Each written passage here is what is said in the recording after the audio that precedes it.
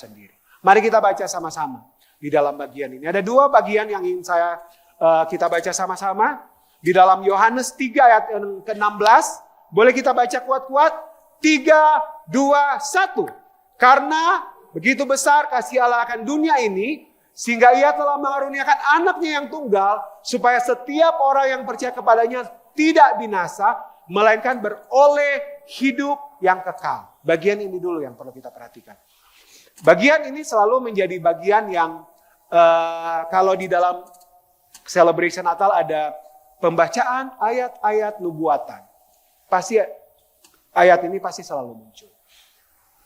Kita melihat di dalam Yohanes menuliskan ini dengan jelas bahwa karena begitu besar kasih Allah akan dunia ini, sehingga ia mengaruniakan anaknya yang tunggal.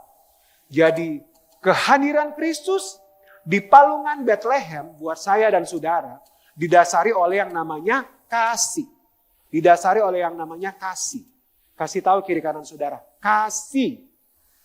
Oke. Saya tahu bahwa waktu bapak-bapak cari duit buat Natal, buat kebutuhan di rumah, you make it based on your love, your family. Betul ya? Waktu ibu-ibu bikin kue, because you love your family. Waktu kita bikin acara Natal, because we love God. Tapi hari ini, mari kita melihat lebih jelas, lebih clear. Bahwa karena begitu besar kasih Allah akan saya dan saudara, sehingga dia mengaruniakan Yesus Kristus, sehingga barang siapa yang percaya kepadanya tidak binasa melainkan beroleh hidup yang kekal. Bicara tentang Natal, saya mau kita bicara tentang Roma 8 ayat 17a. Mari kita baca sama-sama. 3, 2, 1. Dan jika kita adalah anak-anak Allah, maka kita juga adalah ahli waris. Maksudnya orang-orang yang berhak menerima janji-janji Allah dan menjadi ahli waris bersama-sama dengan Kristus. Bulan ini kita bicara tentang legacy. A legacy. Sebuah warisan. Kalau kita lihat di dalam Yohanes 3 ayat 16, Kristus adalah warisan sorga terbaik yang boleh Bapak berikan buat saya dan saudara. Kristus adalah warisan sorga terbaik. Kehadirannya adalah bukti kasih yang tidak pernah terbatas dari Tuhan untuk saya dan saudara dengan memberikan warisan yang terbaik buat saya dan saudara.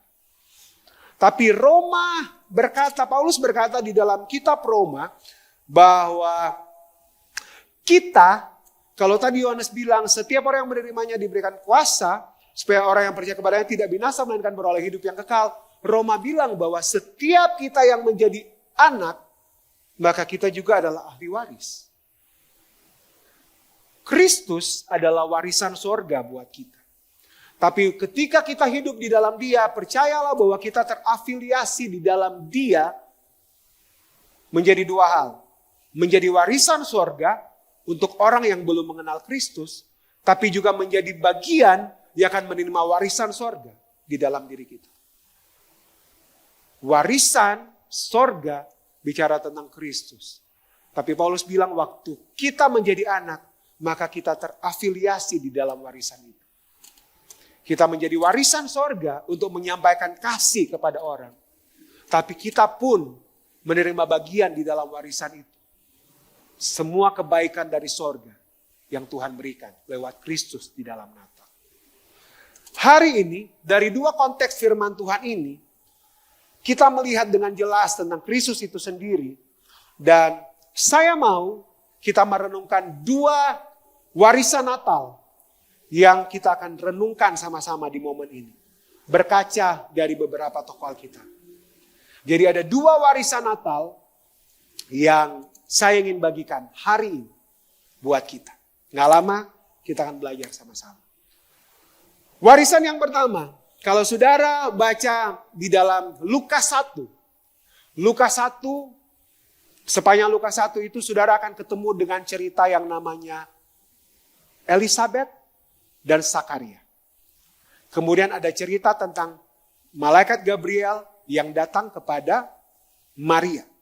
Jadi ceritanya singkat adalah Elisabet dan Sakaria ini tidak punya anak. Sudah lanjut umur. Elisabet tinggal di rumah dan Sakaria adalah seorang imam. Waktu itu dia dapat kesempatan undian untuk masuk dan mempersembahkan korban di bait Allah. Sementara dia mempersembahkan korban, malaikat Gabriel datang. Bilang bahwa dia akan punya anak. Menurut dia itu mustahil. Tapi malaikat Gabriel bilang, dia akan mendahului roh Tuhan. Berjalan.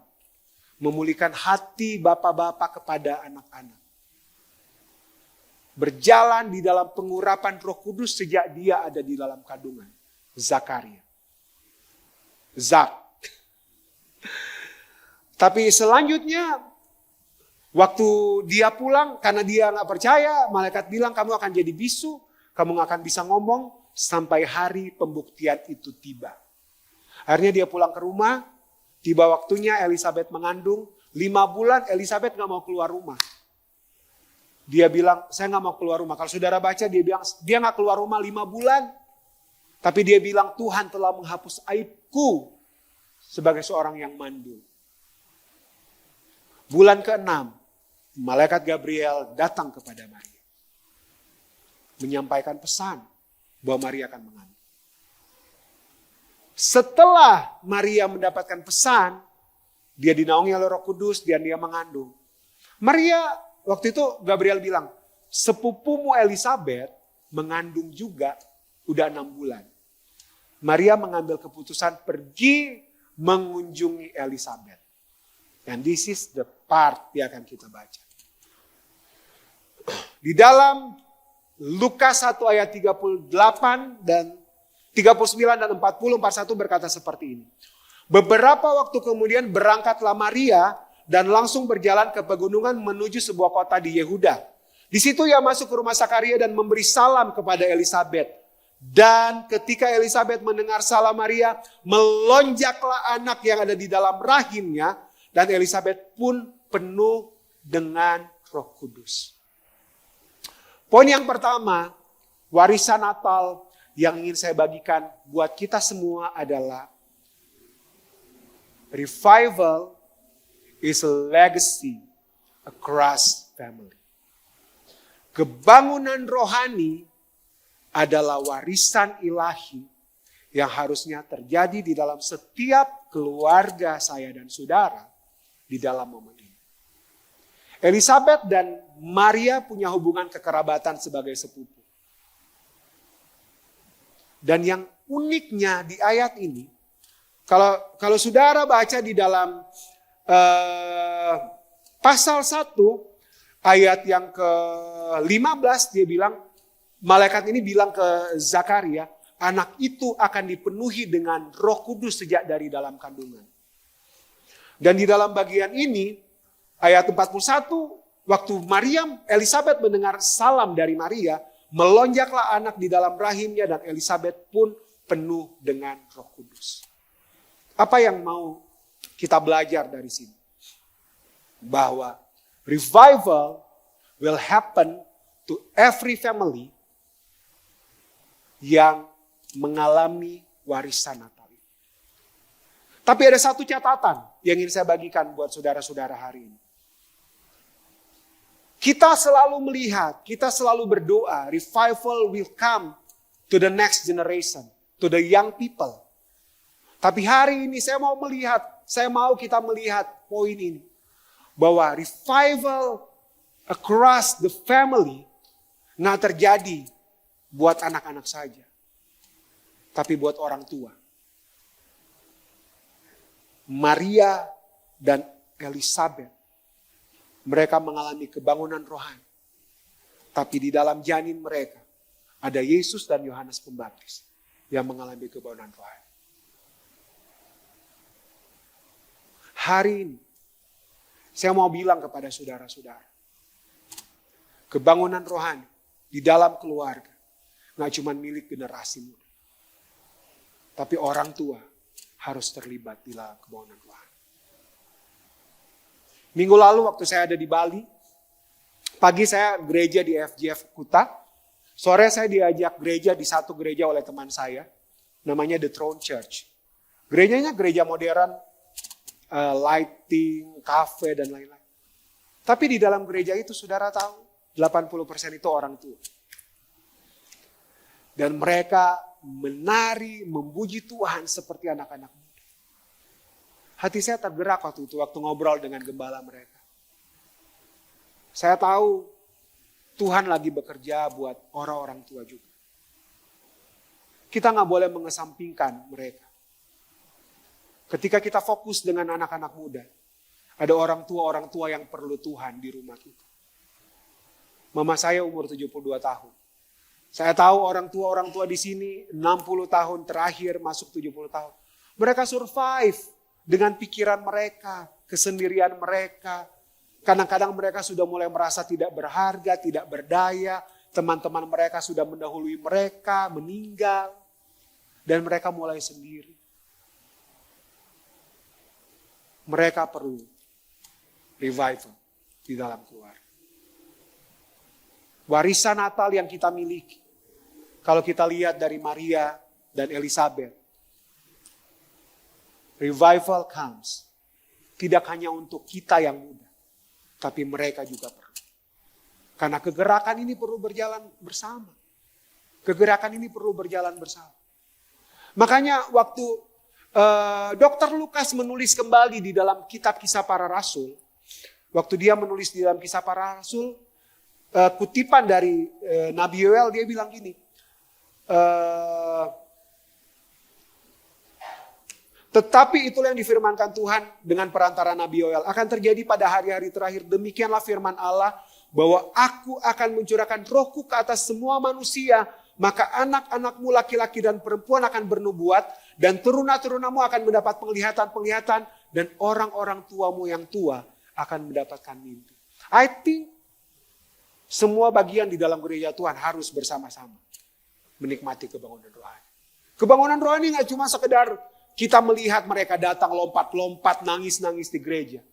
Tapi what is the revival that happened di dalam kehidupan Maria dan Elizabeth waktu dia datang?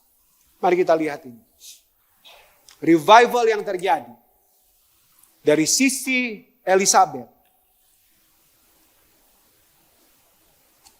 Elizabeth mampu menyampaikan. Ini dua POV yang saya tulis di sini.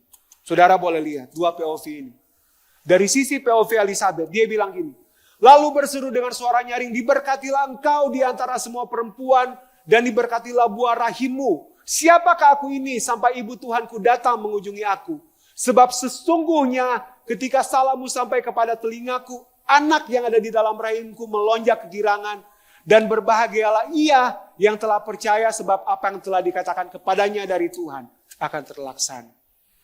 The revival yang terjadi di dalam diri Elizabeth adalah Elizabeth menyampaikan prophetic word yang meneguhkan Maria di dalam panggilan. Prophetic word ini mampu membangkitkan Maria. Makanya setelah Elizabeth menyampaikan itu, Maria berkata seperti ini. Jiwaku memuliakan Tuhan dan hatiku bergembira karena Allah juru selamatku. Mulai dari sekarang segala keturunan akan menyebut aku berbahagia karena yang Maha Kuasa telah melakukan perbuatan-perbuatan besar kepadaku dan namanya adalah kudus dan rahmatnya turun-temurun atas orang yang takut akan Dia. Revivals happen ketika Maria menyampaikan salam karena ada roh Allah yang menggerakkan. Elizabeth digerakkan untuk menyampaikan kata-kata yang menguatkan Maria dan Maria dikuatkan. Revival happen when Holy Spirit comes to church, to family. Bukan untuk sebuah yang sok-sokan, bukan untuk gaya-gayaan, tapi untuk menguatkan keluarga itu sendiri. Karena keluarga yang kuat akan menghasilkan gereja yang kuat. Revival comes to strengthen your family. Hari ini, pray for your parents. Kalau mereka nggak ada di sini, berdoalah supaya mereka pun mengalami Tuhan seperti yang kau alami di tempat ini. Buat orang-orang tua, pray for your children. Berdoalah supaya mereka mengalami Tuhan seperti yang kau alami di tempat ini. Revival adalah legacy yang Tuhan berikan di dalam Natal untuk kita alami bersama-sama. Revival adalah bagian yang harus kita nikmati. Makanya Paulus berkata kepada Timotius. Paulus bilang gini ke Timotius. Di dalam 2 Timotius 1 ayat 5. Sebab aku teringat akan imanmu yang tulus, yaitu iman yang pertama-tama hidup di dalam nenekmu Lois dan di dalam ibumu Eunike, dan yang aku yakin hidup di dalam dirimu. Warisan iman yang ada di dalam orang tua kita, itu yang ada di dalam diri kita. Saya ingat, kalau saya boleh berdiri hari ini, 30-an tahun yang lalu, mama saya suka bawa saya di dalam persekutuan. Persekutuan itu di tempatnya Ibu Jun Montolalu. Di Thaler, di depan kantor pos. Itu setiap Jumat ada persekutuan. Saya masih kecil, mama saya selalu bawa saya. Dan saya tahu Allah mengerjakan bagian yang terbaik sampai hari ini. Saya tahu banyak orang di sini yang Tuhan lagi bekerja. Saya ingat 20 tahun yang lalu, kalau saudara lihat Sharon bisa melayani hari ini. 20-an tahun yang lalu Sharon dari Sasaran, Ko Ewin mesti gendong dia jalan dari Sasaran sampai di belakang sentrum buat doa malam. And it happened. Iman yang ada di dalam diri Lois dan Eunike yang membuat Timotius ada sampai hari ini. So hari ini, pray for your parents. Pray for your children. Revival harus terjadi. Supaya keluarga kita dikuatkan. Keluarga kita dipulihkan. Keluarga yang kuat akan menghasilkan gereja yang kuat. Kebangunan rohani adalah warisan Natal yang harus kita miliki. Dimulai dari keluarga. Ingat, apa yang kita alami hari ini adalah hasil dari doa generasi sebelumnya untuk kita. Karena itu perlu adanya keselarasan antar generasi untuk mengalaminya. Apa yang saudara alami hari ini adalah doa dari generasi sebelumnya. Yang kita perlukan sekarang adalah align untuk bersama-sama dengan bagian kita masing-masing untuk hidup dalam sebuah revival di Natal. Bagian yang kedua, warisan apa yang perlu kita miliki di dalam Natal ini? Matius 2 ayat 2, 10 dan 11 ini bicara tentang orang Majus. Ayat 2 bilang seperti ini. Dan bertanya-tanya, ini orang Majus ya. Dan bertanya-tanya, di manakah dia, raja orang Yahudi yang baru dilahirkan itu? Kami telah melihat bintangnya di timur dan kami datang untuk menyembah dia. Ayat 10 ini setelah pergolakan dengan Herodes, ayat 10 bilang gini. Ketika mereka melihat bintang itu, sangat bersukacitalah mereka, maka masuklah mereka ke dalam rumah itu dan melihat anak itu bersama Maria ibunya, lalu sujud menyembah dia. Mereka pun membuka tempat harta bendanya dan mempersembahkan kepadanya emas, kemenyan, dan mur.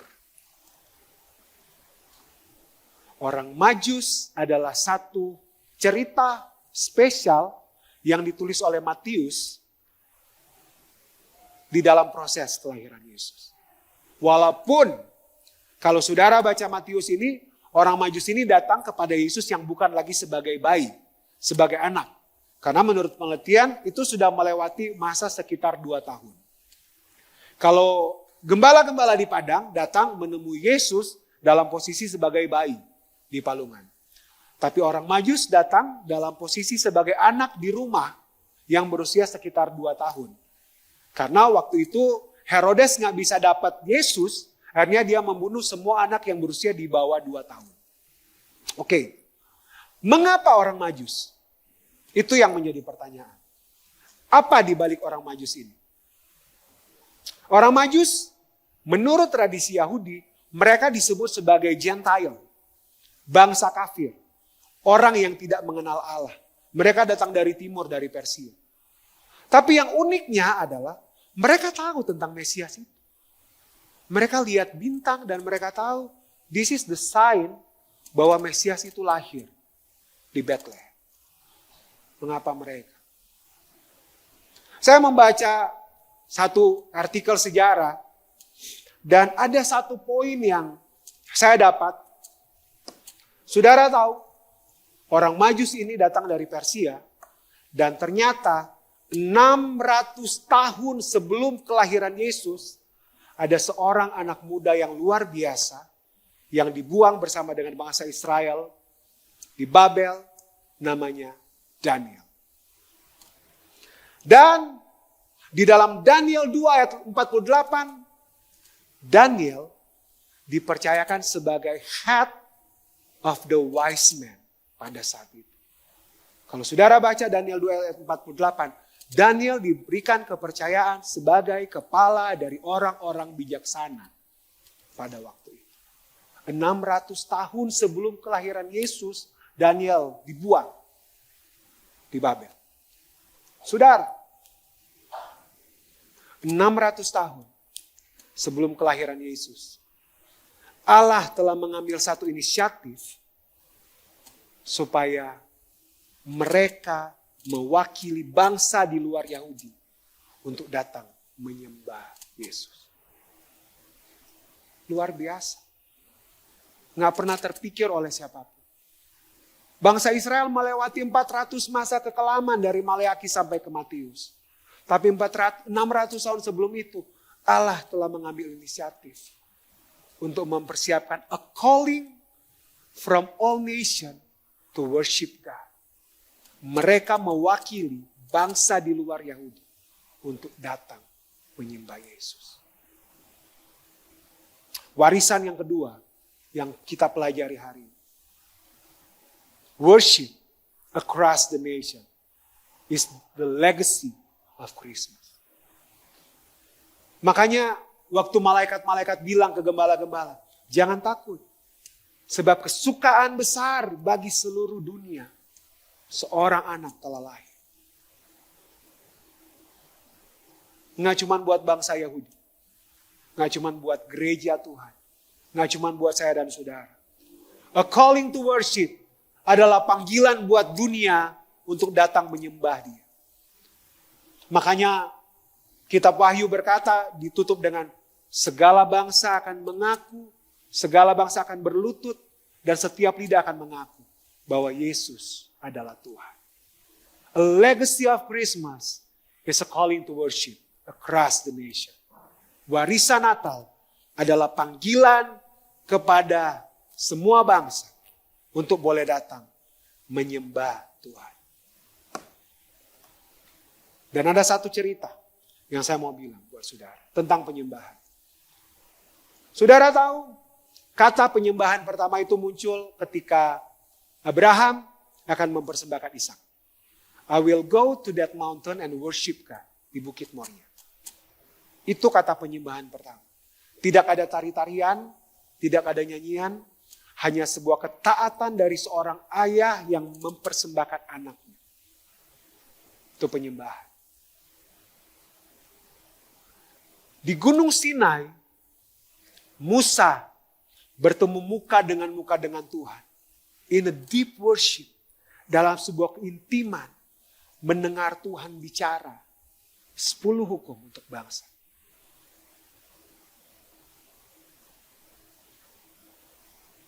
Di masa perjanjian baru.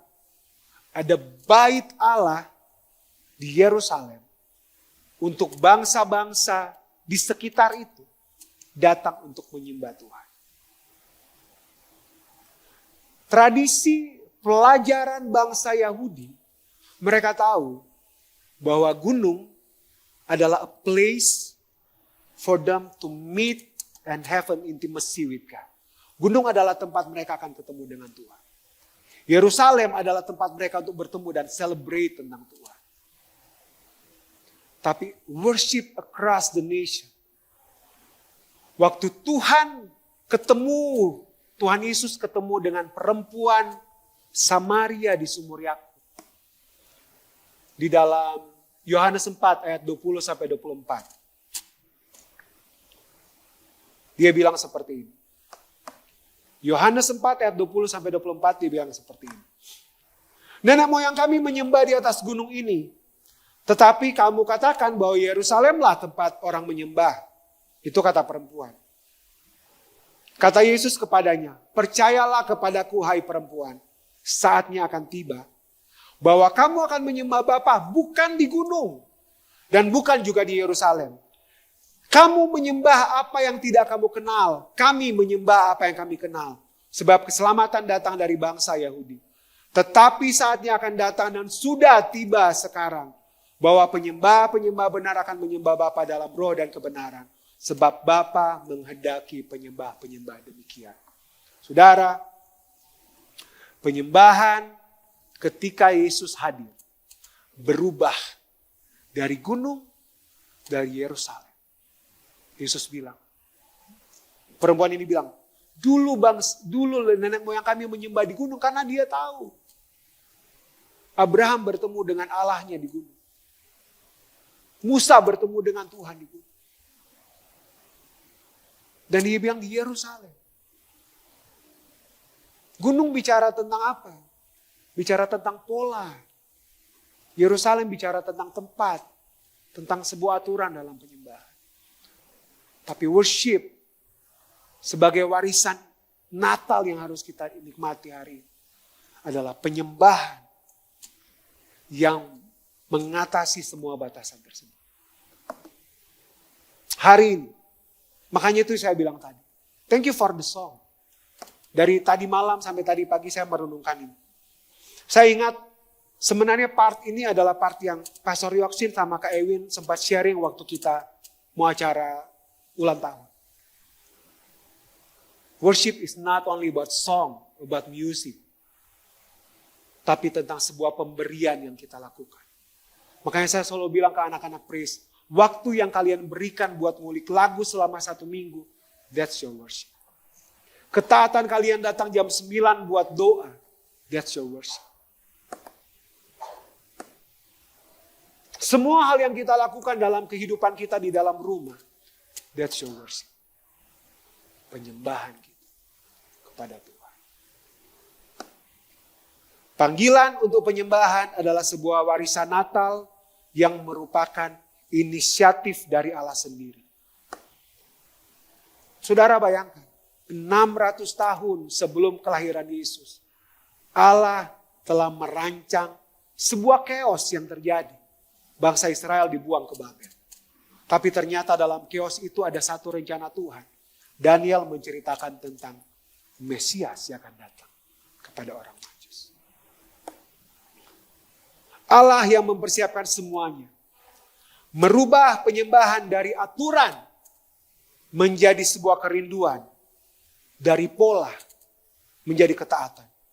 Perubahan penyembahan berubah dari sesuatu yang jauh kepada sesuatu yang dekat dan intim.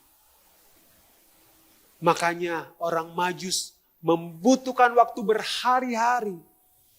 Mereka nggak cuma worship the star yang mereka lihat, tapi mereka menghabiskan waktu, effort mereka, tenaga mereka, biaya yang mereka buang untuk ketemu dengan sang anak itu dan menyembah dia. Penyembahan bukan lagi sesuatu yang jauh, tapi penyembahan menjadi sesuatu yang dekat dan intim. Dia merubah, ini yang saya bilang tadi. Dia merubah penyembahan dari sebuah aturan menjadi sebuah kerinduan. Dari sebuah pola menjadi sebuah ketaatan. Dan dia yang mengambil inisiatif awal di dalam hal itu. Kalau dia merasa bahwa orang Majus ini harus kenal Tuhan dulu baru mereka ketemu dengan bayi Yesus itu. Nggak akan ketemu.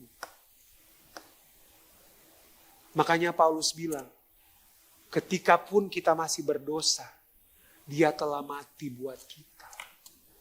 Bagaimana mungkin sekarang kita yang hidup di dalam dia. inisiatif terbesar dalam warisan Natal ini adalah Allah sendiri. Dia memberikan warisan. Nggak cuma sekedar sebuah pola penyembahan, tapi sebuah pemulihan keluarga. 4 hari lagi kita akan merayakan Natal. Let's switch our mind. Semua kelelahan, semua tenaga yang terkuras, biarlah 4 hari ini kita akan kembali ke Natal itu sendiri. Nggak melihat dari jauh, tapi datang mendekat. Nah, cuman kita pribadi, tapi keluarga kita. Ayo pemain musik. Warisan ilahi yang kita miliki hari ini, semuanya adalah inisiatif Allah untuk memberikan kepada kita tidak hanya sampai hari ini, tapi untuk generasi yang akan datang juga. So, yang terakhir, dari 2 poin ini, mari kita renungkan bersama, di dalam Kristus Sang Putra Natal ada warisan ilahi yang kita terima. Nikmati itu sebagai sebuah kebangunan rohani yang ada di dalam diri, di dalam setiap keluarga karena roh Allah yang dicurahkan. Dan juga sebuah panggilan untuk mendekat dan menyembah atas inisiatif Allah sendiri. Saudara ingat, penyembahan menyenangkan hati Allah. Tapi penyembahan merubah hidup saya dan saudara. Kita menjadi seperti yang kita sembah. Kita menjadi seperti yang kita sembah. Kalau saudara menyembah aktivitas saudara, saudara akan chaos dan ribet dengan semua aktivitas itu. Tapi kalau saudara menyembah Dia yang adalah pusat dari penyembahan, hidup kita akan menjadi seperti Dia. Ayat yang terakhir buat kita, Roma 8 ayat 32 berkata seperti ini. Ia yang tidak menyayangkan anaknya sendiri tetapi yang menyerahkannya bagi kita semua. Bagaimana mungkin Ia tidak mengaruniakan segala sesuatu kepada kita bersama-sama dengan Dia. Ini jelas. Kalau Dia yang tidak menyayangkan Kristus dan memberikannya bagi kita, bagaimana mungkin Dia tidak mengaruniakan segala sesuatu kepada kita bersama-sama dengan Dia. Hari ini, milikilah warisan Natal itu. Biar ada kebangunan rohani di dalam setiap keluarga kita. Dan kita akan recalling to worship. Merubah penyembahan kita. Dari sebuah pola aturan. Menjadi sebuah kerinduan, cinta yang gak hanya jauh, tapi dekat. Mari kita berdoa.